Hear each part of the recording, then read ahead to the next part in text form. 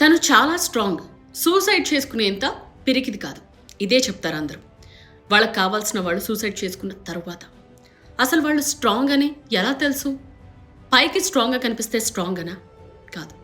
లోపల లోపల వాళ్ళు మెంటలీ ఎంత స్ట్రగుల్ అవుతున్నారో ఎవ్వరూ చెప్పలేరు. వాళ్ళు డిప్రెషన్లో ఉన్నారా అని తెలుసుకోలేని పరిస్థితి. కానీ గమనిస్తే కొన్ని సిమ్టమ్స్ ద్వారా అర్థమవుతుంది కొన్ని సందర్భాలు. బట్ గమనించే తీరిక, పట్టించుకునే ఓపిక ఎక్కడిది మనకు? మనం చాలా బిజీ కదా. ఇంట్లో వాళ్ళు అర్థం చేసుకున్నప్పుడు ఇక బయటి వాళ్ళు ఎలా అర్థం చేసుకుంటారు?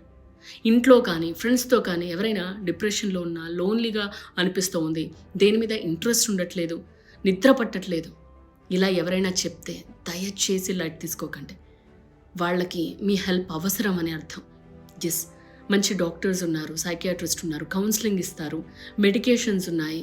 ఇలా డిప్రెషన్ని నయం చేసుకోవచ్చు. మామూలుగా ఎవరైనా డిప్రెషన్లో ఉన్నా అని చెప్తే చాలా లైట్ తీసుకుంటాం మనం.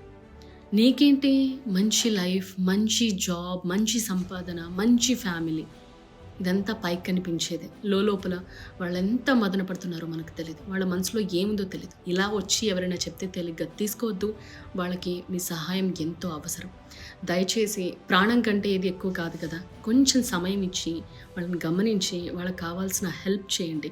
డాక్టర్స్ ఉన్నారు, సైకియాట్రిస్ట్ ఉన్నారు, డెఫినెట్గా నయమవుతుంది. సో ఆ స్టేజ్ని వాళ్ళు డెఫినెట్గా దాటేసి మళ్ళీ మంచి జీవితాన్ని గడుపుతారు.